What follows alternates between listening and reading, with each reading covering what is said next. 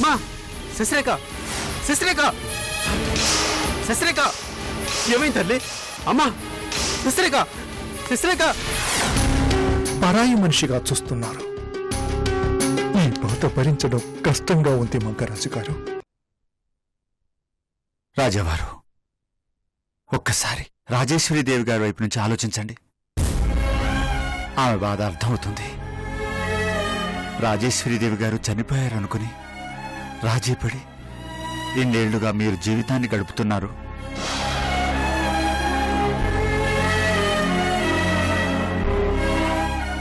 కానీ ఆమె అలా కాదు. దాదాపు 25 ఏళ్ల నుండి మిమ్మల్ని ఎప్పుడెప్పుడు కలుసుకుందామన్న ఆరాటంతో దూరంగా జీవితాన్ని గడుపుతుంది.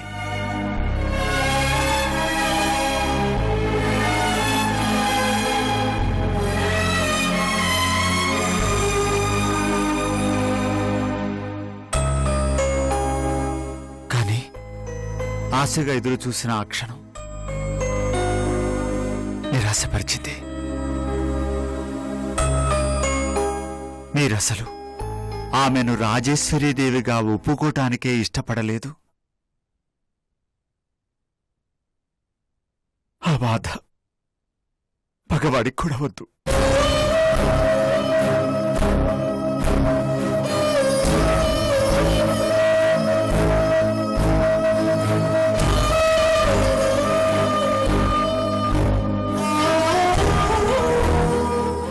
మరిప్పుడేం చేయమంటారు? ఆమె కాళ్ల మీద పడి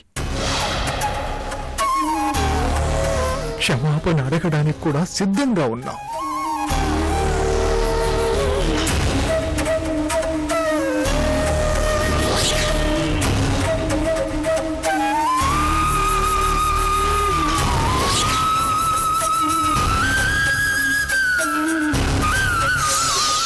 కానీ క్షమించడానికి ఆమె సిద్ధంగా ఉండాలి కదా.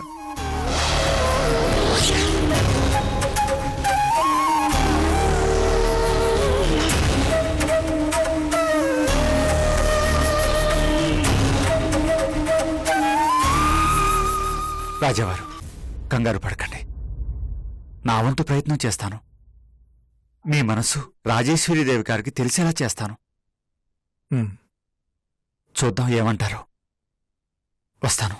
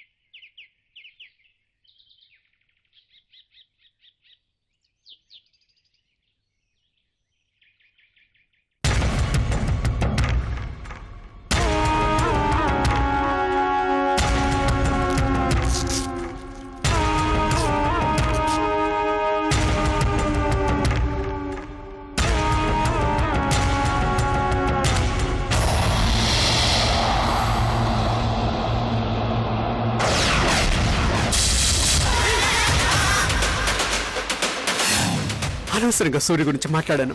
అమ్మా, ఏదో నిజం చెప్పి వాళ్ళని కలపాలనుకున్నాను. ఇలా జరుగుతుందనుకోలేదు. సూర్య మీద ఇంత ద్వేషం పెంచుకుంటుందనుకోలేదు.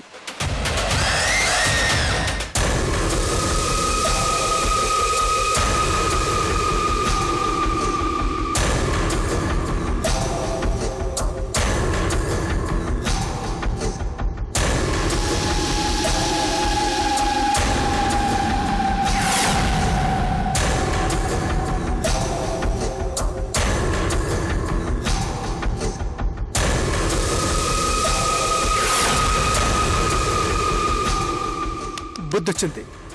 ఇంకెప్పుడు నా అంతటి నేను పొరపాటును కూడా సూర్య గురించి మాట్లాడను. భగవంతుడా, శశిరేఖకి ఏ ప్రమాదం లేకుండా చూడయ్యా.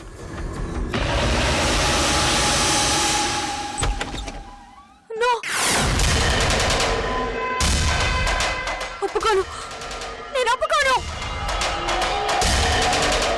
అమ్మా,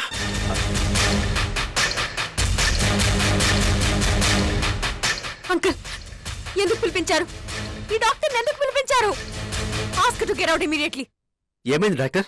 ప్రాబ్లం ఏంటి? ఆవిడికి పెళ్ళయింది కదా? అయింది. మరేంటి?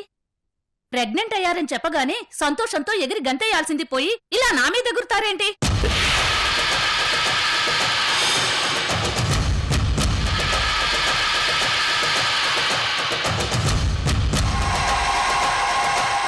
ఎగరటం కాదు, చంపేస్తాను.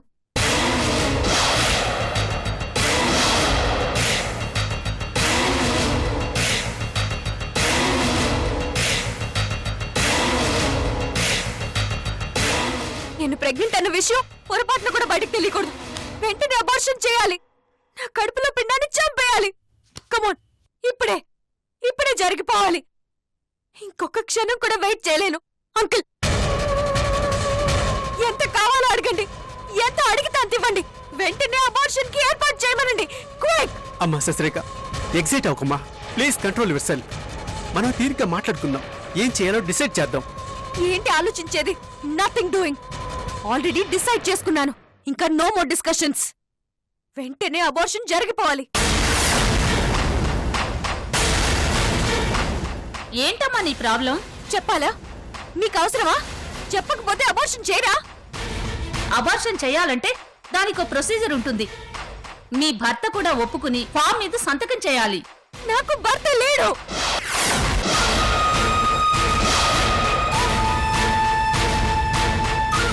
చచ్చిపోయాడు. అమ్మా, అంకుల్, అబార్షన్ చేస్తుందో లేదో అడగండి. రూల్స్ మాట్లాడద్దని చెప్పండి. అది కాదమ్మా. ఈవిడ కాకపోతే ఇంకో డాక్టర్ని పిలవండి.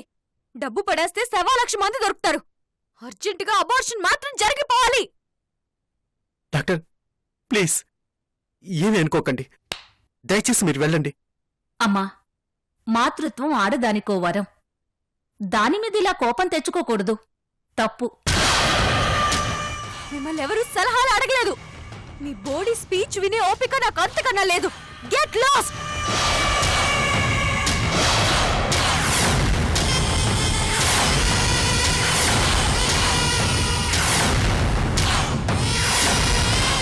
డాక్టర్, ప్లీజ్ ఏమీ అనుకోకండి. మీరు వెళ్ళండి. అంకుల్, వెంటనే ఇంకో డాక్టర్కి ఫోన్ చేయండి. అబార్షన్ జరిగిపోవాలి. ఎందుకమ్మా ఇంత ఆవేశపడుతున్నావు? ఇరిటేటింగ్ గా ఉంది. నేను అసహించుకునే మనిషి ప్రతిరూపం నాలో పెరుగుతుంది. నేను మోస్తున్నాను అన్న ఫీలింగ్ నేను భరించలేకపోతున్నాను. అబార్షన్ ఒక్కరోజు డీలే అయినా నేను తట్టుకోలేను. చచ్చిపోతేనేమో అని భయం వేస్తుంది. అమ్మా శశిరేఖ. Uncle, please uncle, please help me uncle. అమ్మా, దూరం అవుతున్న మీ ఇద్దరిని కలపటానికి దేవుడు ఆ బాబుని పంపిస్తున్నాడేమోనని నాకు ఆశగా ఉంది తల్లి.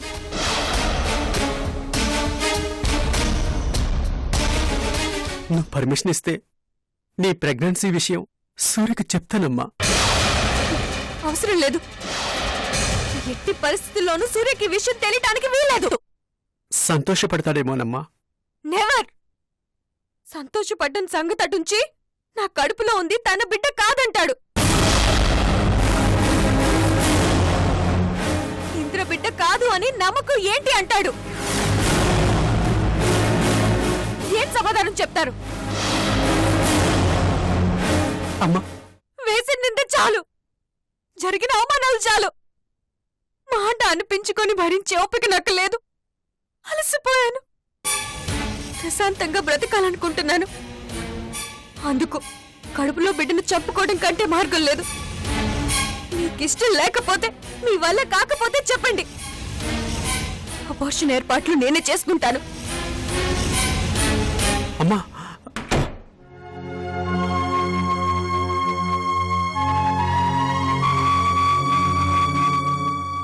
సూర్య, ఏంటయ్యా ఇది? ఇన్ని రోజులు దేవత లాంటి భార్యను దూరం చేసుకుంటున్నావని నీ గురించి బాధపడుతూ ఉన్నాను. ఇప్పుడు పండంటి బిడ్డకు కూడా దూరం అవుతున్నావని ఏడవలసి వస్తుంది. ఏంటయ్యా ఇది? ఈ సమస్యకి పరిష్కారం లేదా?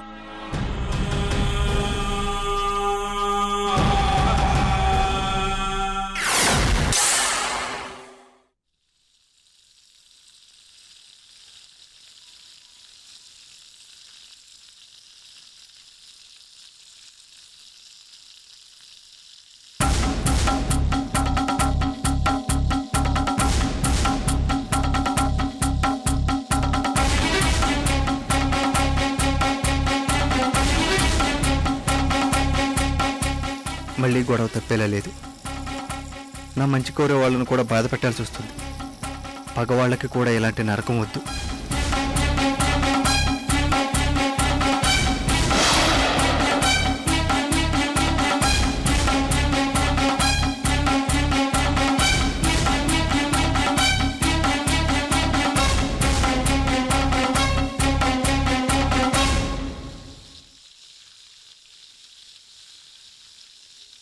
సూర్య, సార్, జైల్లో పనిచేయటం మీద ఉన్న శ్రద్ధ జీవితం మీద పెడితే బాగుండేది. నువ్వేంటో నాకు అర్థం కావట్లేదు. నాకు నేనే అర్థం కాను. ఎదుటి వాళ్ళకి ఎలా అర్థం అవుతాను? అది నీ గొప్పతనం అనుకుంటున్నావా? గొప్పవాణ్ణి అయితే, తెలివైన వాణ్ణి అయితే ఇలా జైలు ఎందుకుంటాను సార్? ఒక మాట సూటిగా చెప్పు. నీకు జైల్లో నుంచి బయటికి రావాలనుందా లేదా?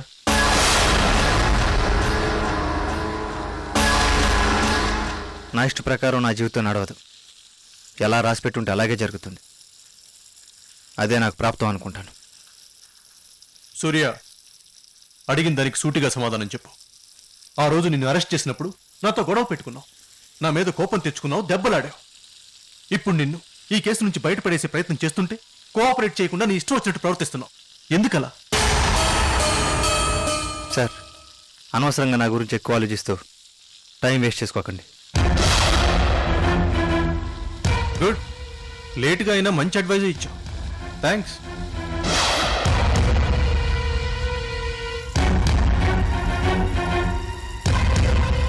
నా టైం వేస్ట్ సంగతి సరే, శశిరేఖ నీ కోసం జీవితాన్ని వేస్ట్ చేసుకుంది. తనకేం సమాధానం చెబుతావు? పోగొట్టుకున్న జీవితాన్ని తిరిగి తెచ్చిస్తావా? సార్, శశిరేఖ తెలివైంది, మిలీనియర్, పెద్ద బిజినెస్ మ్యాగ్నెట్. ఆఫ్టర్ ఆల్ నేను ఒక ఆటో డ్రైవర్ గాని. ఆమె గురించి ఆలోచించే శక్తి నాకు లేదు. అయినా ఇప్పుడు తన జీవితానికి వచ్చిన లోటేమీ లేదు. తన గురించి బాధపడక్కర్లేదు. ఏది? అదే మాట ఒకసారి నా కళ్ళలోకి చూసి చెప్పు.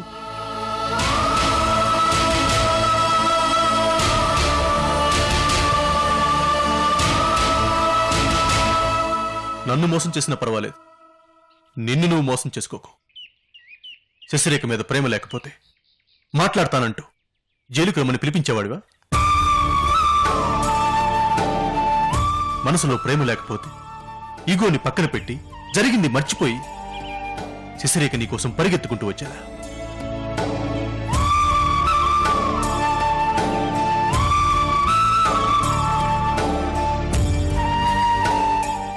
అపార్థాలు తొలగిపోయి మీ ఇద్దరూ ఒక్కటైపోయి ఉంటారని ఆశపడ్డాను. అనుకుంది ఒకటి, జరిగింది మరొకటి. మీ ఇద్దరి మధ్య దూరం ఇంకా ఇంకా పెరిగిపోయింది. ఎందుకలా? ఏం జరిగింది సూర్య? ఆ రోజు మీ ఇద్దరి మధ్య ఏం జరిగింది? I want to know. Sir, మీకు ఆల్రెడీ ఇంతకు ముందే చెప్పాను, మా భార్యాభర్తల మధ్య జోక్యం చేసుకోవద్దు అని.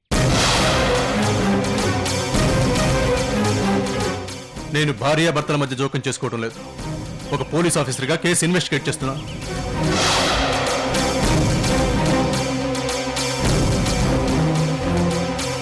జరిగింది దాచుకోకుండా చెప్పు.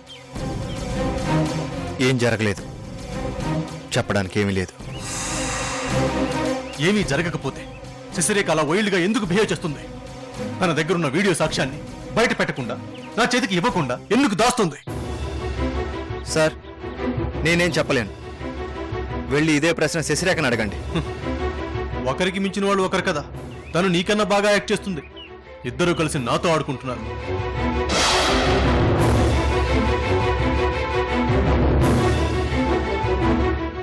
తప్పు చేస్తున్నావు సూర్య. అకారణంగా శశిరేఖ పట్ల నిరంకుశంగా ప్రవర్తిస్తున్నావు. శశిరేఖ ఆ వీడియో కోర్టులో ప్రొడ్యూస్ చేయకపోవడానికి కారణం ఖచ్చితంగా నువ్వే.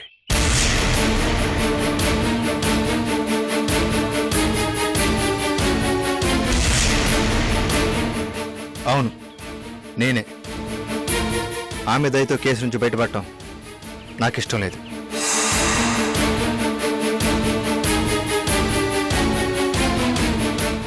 ఎందుకలా? శశిరేఖం పరాయిది కాదే. సార్, నా మనసులో మాట చెప్పాను. దీని గురించి డిస్కషన్ వద్దు. నాకు కారణం కావాలి. అవసరం లేదు. చెప్పి తీరాలి. చెప్పను. చెప్పిస్తాను.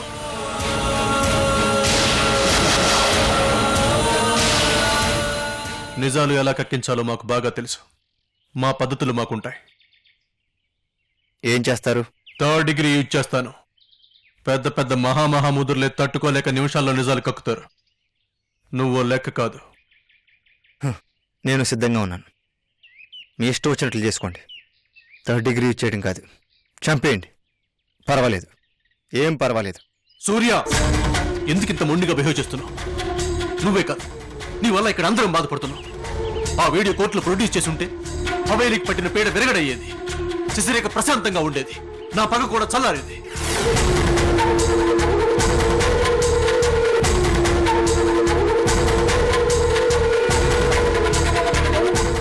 కానీ మృణాలి నా శశిరేఖని చంపేసేది. ఆ మాట మీకు చెప్పలేను సార్. మూర్ఖత్వంతో శశిరేఖ లాంటి దేవతని దూరం చేసుకుంటున్నావు. ఈ మాట ఇప్పటికి నేను 100 సార్లు చెప్పాను. అయినా నీలో మార్పు లేదు. పైగా రోజు రోజుకి మొండోళ్ళలా మారుతున్నావు. పిచ్చోళ్ళ బిహేవ్ చేస్తున్నావు.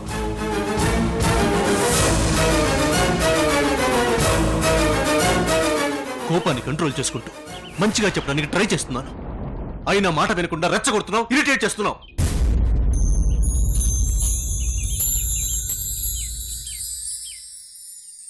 ఎవరి కోఆపరేషన్ లేకపోయినా నిన్ను ఈ కేసు నుండి తప్పించాను. అర్థం చేసుకో.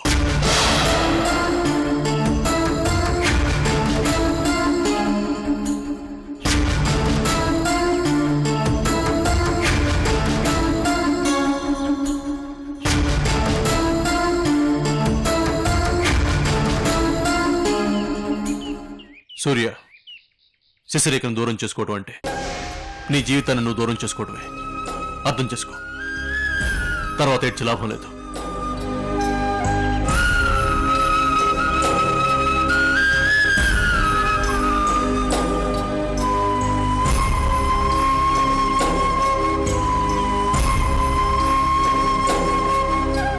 సార్, బాధ పెడుతున్నాను, క్షమించండి.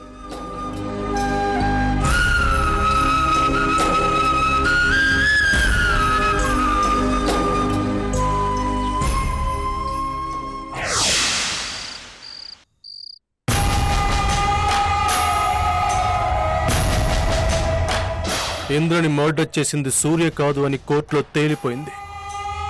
అసలైన హంతకురాలి కోసం వేట మొదలైంది. దొరికిపోతుంది. నీ తాలూకు రౌడీలు నా కస్టడీలో ఉన్నారు. అప్రూవర్స్గా మారిపోయారు.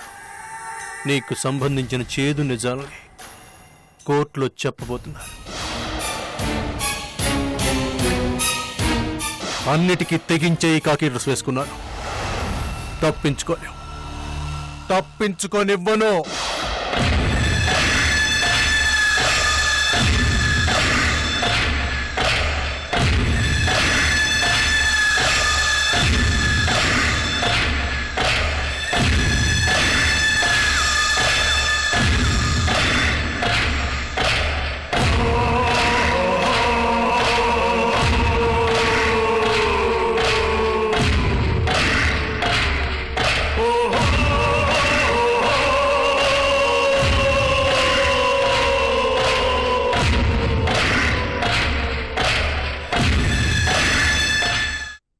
ఎందుకు రాను నన్ను పట్టించుకోవడం లేదు? నిన్ను పట్టించుకొని నీ యోగక్షేమాలు తెలుసుకునేంత పెద్దవాణ్ణి కాదు. అంటే ఏమిట్రా నీ ఉద్దేశం? నాకు ఏమైపోయినా పర్వాలేదా?